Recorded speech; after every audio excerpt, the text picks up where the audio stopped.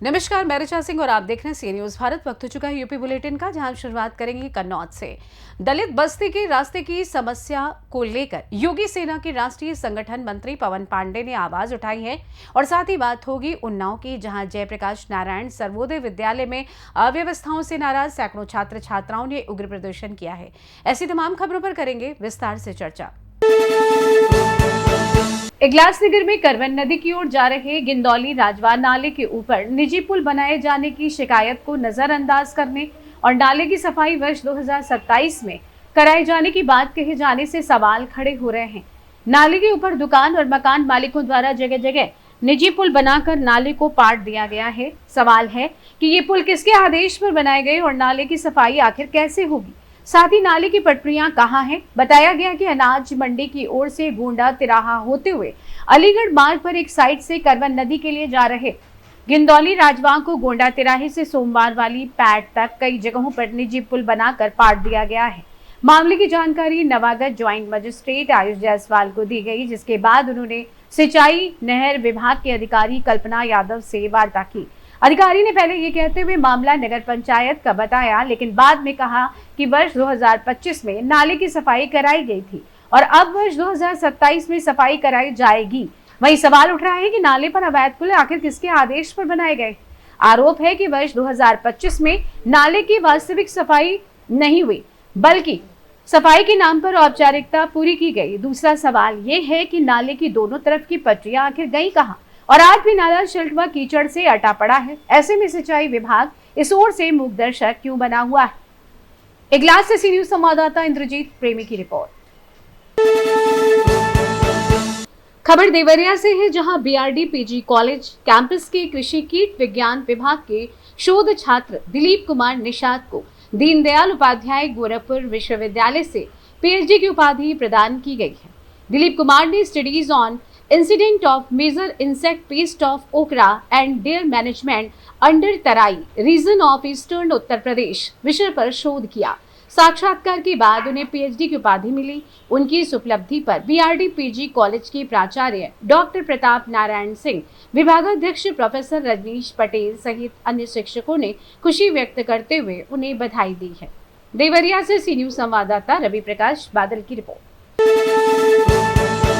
खबर इटावा से है, किसानों और आम लोगों से जुड़े मुद्दों को लेकर सर्व जन सुखाय पार्टी ने प्रदर्शन किया।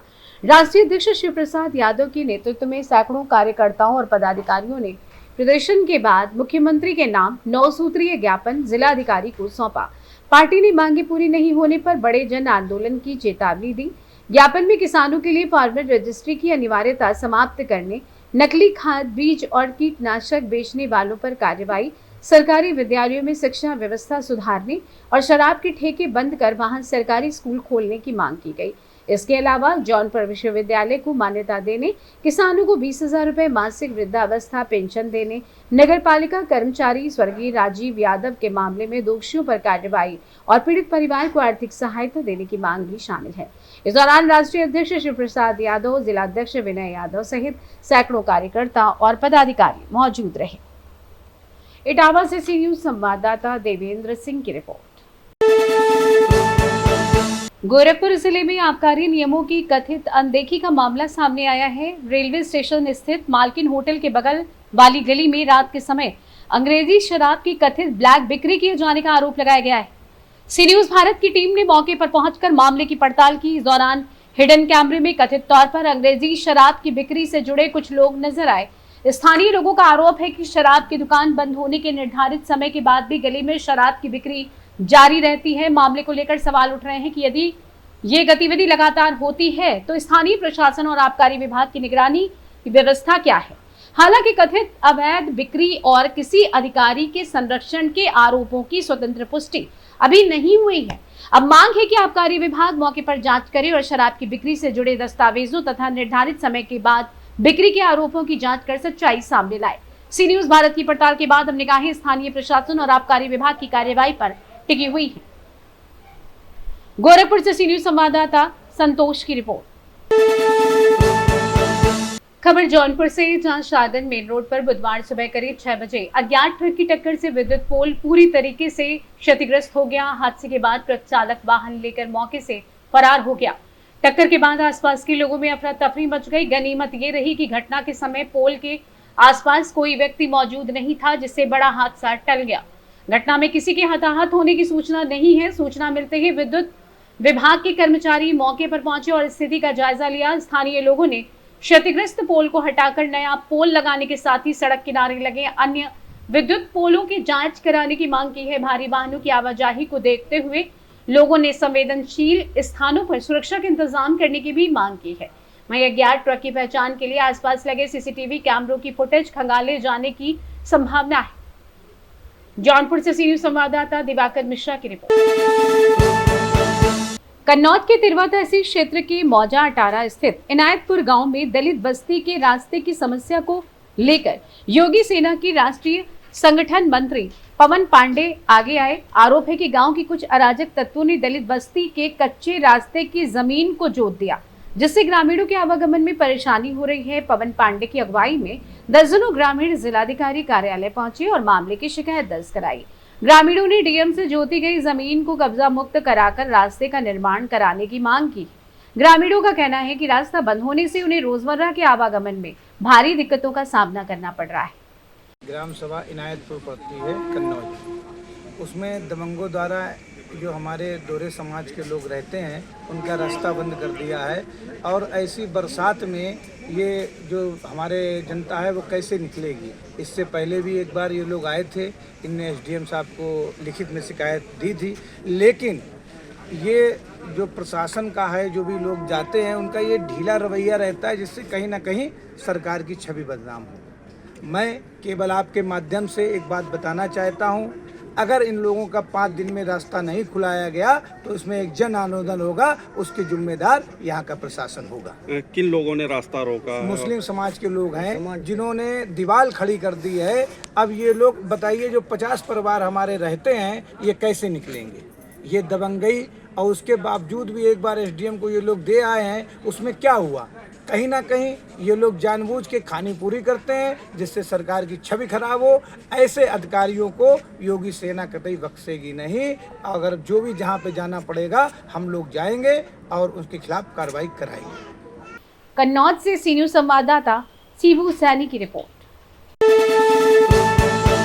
ललितपुर थाना मैरौनी पुलिस ने 19 अगस्त 2026 को साइबर जागरूकता अभियान के तहत कस्बे के कोचिंग सेंटर में छात्र छात्राओं को साइबर अपराधों के प्रति जागरूक किया। पुलिस टीम ने विद्यार्थियों को ऑनलाइन फ्रॉड, फर्जी लिंक, ओटीपी साझा करने के नुकसान और सोशल मीडिया के दुरुपयोग से बचने की जानकारी दी। पुलिस ने साइबर अपराध से बचाव के विभिन्न उपाय बताते हुए विद्यार्थियों से किसी भी संदिग्ध लिंक या ऑनलाइन गतिविधि पर बिना जांचे भरोसा न करने की अपील की। इस दौरान साइबर अपराध की शिकायत के लिए हेल्पलाइन नंबर 1930 और राष्ट्रीय साइबर क्राइम पोर्टल की जानकारी भी दी गई। अभियान के दौरान उप निरीक्षक राम कृपाल सिंह, कांस्टेबल सतीश कुमार मिश्र और कांस्टेबल सचिन सैलानी मौजूद रहे। ललितपुर से सी न्यूज संवाददाता ऋषि तिवारी की रिपोर्ट। रामपुर की तहसील मिलक क्षेत्र के ग्राम लक्ष्मीपुर विष्णु निवासी सूरज पटेल से जुड़े मामले में पुराने विवाद को लेकर समझौता कराने के नाम पर 10 लाख रुपए मांगने और कथित रूप से प्रताड़ित किए जाने का आरोप सामने आया है। बताया जा रहा है कि लगातार चल रहे विवाद और समझौते के दबाव से सूरज पटेल मानसिक रूप से परेशान थे। इसी बीच उनकी मौत हो गई।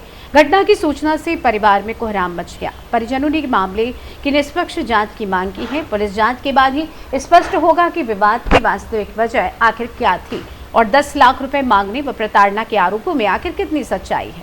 क्या नाम है भैया आपका? मेरा गजेंद्र गंगवार। कहाँ से आए? मिलक से। क्या मामला है? मामला ये है, सूरज पटेल हैं, ग्राम निवासी लखीमपुर विष्णु। उन्होंने आज जो है फांसी खा ली थी। उन्हें प्रताड़ित किया जा रहा था सोशल मीडिया के माध्यम से, शासनिक तरीके से। उनके आवास को एक व्यक्ति है जिसका नाम है आदेश संघधार, उनके पारिवारिक लोग, सारे लोग गवाह हैं। उन लोगों ने बयान दिए हैं थाने, मिलक थाने में, जिसमें हमारे सीओ साहब, इंस्पेक्टर साहब, एडिशनल एसपी साहब, सभी लोगों के सामने उन्होंने गवाही दी है कि उनके घर से जो है आदेश संघधार द्वारा रंगधारी के 10 लाख रुपए लगभग समझौते को लेके 10 लाख रुपए मांगे, जिसमें तो उस व्यक्ति के पास, सूरज पटेल जी के पास कोई पैसा नहीं था। उन्होंने जो है आत्महत्या की। अच्छा, आपके कौन लगते हैं? वो मेरे मामा जी। जो हो ये घटना सूरज जी। पटेल। एक बेटी है उनकी 10 साल की, उसने पूरी जो है गवाही दी है। अच्छा, उनकी गिरफ्तारी हो गई है? गिरफ्तारी अभी नहीं हो रही, आश्वासन दिया गया है बस हम लोगों को। रामपुर से सी न्यूज संवाददाता राजू राजपूत की रिपोर्ट। उन्नाव जनपद से सटे मल्लावा क्षेत्र से करीब 4 किलोमीटर दक्षिण दिशा में स्थित प्रसिद्ध बाबा सुनासीर नाथ मंदिर, जिसे छोटी काशी के नाम से भी जाना जाता है, शिव भक्तों की आस्था का प्रमुख केंद्र है। सावन माह में यहां उन्नाव, हरदोई, लखनऊ, कानपुर, कन्नौज, लखीमपुर सहित आसपास के जिलों से बड़ी संख्या में श्रद्धालु बाबा भोलेनाथ के दर्शन के लिए पहुंच रहे हैं। मंदिर के सह प्रबंधक राम गोविंद शास्त्री ने बताया कि भक्तों की सुविधा के लिए पुलिस बल के साथ वॉलेंटियर तैनात किए गए हैं और एलईडी टीवी भी लगाई गई है। मान्यता है कि सतयुग में देवराज इंद्र ने यहाँ शिवलिंग की स्थापना की थी। बताया जाता है कि मुगल काल में मंदिर को नुकसान पहुंचाने का प्रयास किया गया, लेकिन मंदिर की दिव्य शक्ति के आगे प्रयास विफल रहे। कुछ महीने पहले मुख्यमंत्री योगी आदित्यनाथ और पूर्व मुख्यमंत्री अखिलेश यादव भी मंदिर में पूजा अर्चना कर चुके हैं। मंदिर की सुरक्षा के लिए सुनासीर नाथ चौकी के पुलिसकर्मी भी तैनात रहते हैं। तैयारियां की गई हैं। वैसे बाबा भोलेनाथ का सावन का महीना जो होता है बहुत ही महत्वपूर्ण होता है। इस वर्ष सावन के महीने में सोमवार के दिन नाग पंचमी जैसा त्यौहार पड़ गया तो विशेष महत्व हो जाता है भगवान भोलेनाथ के लिए। आज के दिन यहाँ पर हम लोगों ने सभी प्रकार की लगभग जितनी हो सकती थी व्यवस्थाएं मेरे द्वारा करना चाहिए हमने सब कर रखी है। सीसीटीवी कैमरे भी लगे हैं और बिजली की भी व्यवस्था है, रोशनी की व्यवस्था है, पानी की भी व्यवस्था है। प्रशासन के द्वारा यहाँ पर पर्याप्त घोष की व्यवस्था भी की गई है। हमारे यहाँ मंदिर में शिव भक्तों को दर्शन करने में कोई परेशानी न हो इसके लिए हमने वॉलेंटियर की व्यवस्था करके हमारे जो सेवक है बाबा भोलेनाथ के सेवक है उनके द्वारा श्रद्धालुओं को श्रद्धापूर्ण आसानी से दर्शन कराए जा सके, उनको किसी प्रकार की कोई दिक्कत न हो, ये हमने सारी व्यवस्थाएं बना रखी हैं। एलईडी भी लगवा रखी है। जो मंदिर के अंदर जो भी कार्यक्रम होता है वो आप मंदिर के प्रांगण से भी देख सकते हैं, बाबा के दर्शन कर सकते हैं। एक प्रकार से समिति की ओर से जितनी व्यवस्था अच्छी से अच्छी हो सकती है हमने प्रयास किया है। कहीं पर किसी को कोई परेशानी हो जाए या बीमार हो जाता है या किसी प्रकार से कोई दिक्कत उत्पन्न हो जाती है उसके लिए हमारे यहाँ मेडिकल की भी व्यवस्था हमने करवा रखी है। हमारी समिति के द्वारा मेडिकल की भी व्यवस्था है।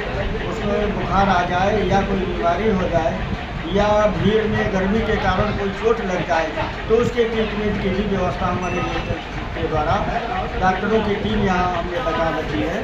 तो उनको दवाइयाँ भी तुरंत उपलब्ध करा दी जाती है।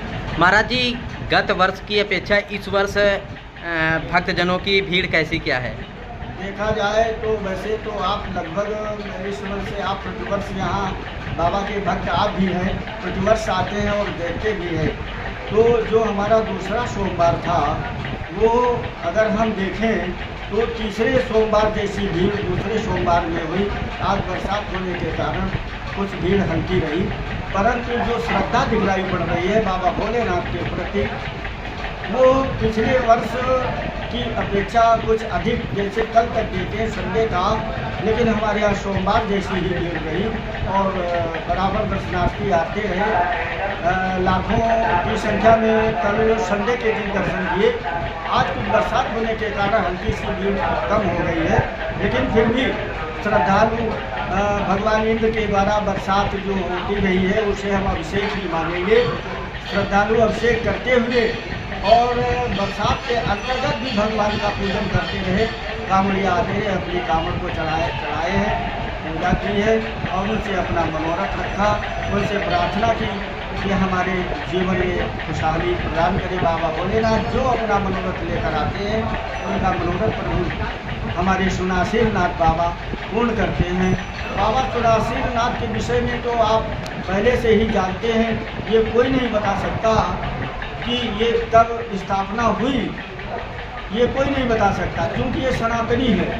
वृत्रासुर का वध करने के पश्चात इंद्र के द्वारा इंद्र को ब्रह्म हत्या का दोष लगता है। उस ब्रह्म हत्या के दोष को दूर करने के लिए प्रायश्चित की मुक्ति पाने के लिए इन्होंने बाबा सुनासिर नाथ की स्थापना करी, इसलिए उन्हीं के नाम से उनका नाम संस्कार किया गया बाबा सुनासिर नाथ। सुनासिर नाम इंद्र का पर्यायवाची है। तो यहाँ पर तो बाबा बड़े ही दयालु हैं और उनके पास जो कोई आता है वो अपनी इच्छा पूर्ति करके ही यहाँ से जाता है और भगवान उसकी इच्छा पूर्ति करके मनोरथ भी पूर्ण करते हैं। उन्नाव से सी न्यूज़ संवाददाता सुशील यादव की रिपोर्ट। उन्नाव के हसनगंज क्षेत्र स्थित जयप्रकाश नारायण सर्वोदय विद्यालय न्योतनी में अव्यवस्थाओं से नाराज सैकड़ों छात्र छात्राओं ने उग्र प्रदर्शन किया है। छात्रों ने करीब 2 किलोमीटर पैदल चलकर मुहान चौराहे पर जाम लगा दिया। छात्रों का आरोप है कि विद्यालय में वर्षों से शिक्षकों के कई पद खाली हैं, जबकि घटिया भोजन और पानी की समस्या से भी उन्हें परेशानी हो रही है। छात्र छात्राएं मौके पर शिक्षा मंत्री को बुलाने की मांग पर अड़े रहे। सूचना मिलते ही सीडीओ कृति राज, ADM Sushil Kumar Gond, ASP Unnao, SDM Hasanganj और एसडीएम बांगरमऊ समेत अन्य अधिकारी मौके पर पहुंचे। काफी समझाने के बाद भी जब छात्र शांत नहीं हुए तो जिलाधिकारी घनश्याम मीणा मौके पर पहुंचे और छात्रों से बातचीत कर ठोस कार्रवाई का आश्वासन दिया। इसके बाद छात्रों ने प्रदर्शन समाप्त किया और यातायात बहाल कराया गया। टीसी दे देंगे, टीसी देंगे, हमें धमकाते हैं और हमें टीचर नहीं आ रहे, शिक्षा बेकार हो जाती है, हमारा बोर्ड हमें पूरा करना होगा। और कैंटीन में खाना रात के एक बच्चे को मारने आते हैं, वो भी किसी ने अंडर मारने आते हैं। टीसी मारते हैं, व्यवस्थाएं बहुत कम है और हमारे कैंटीन में व्यवस्थाएं बहुत अधिक है और हमारे हॉस्टल की व्यवस्थाएं एकदम घटिया है, कुछ कहे नहीं सकते। यहाँ पे प्रिंसिपल से कहो तो कहते हैं टीसी दे देंगे।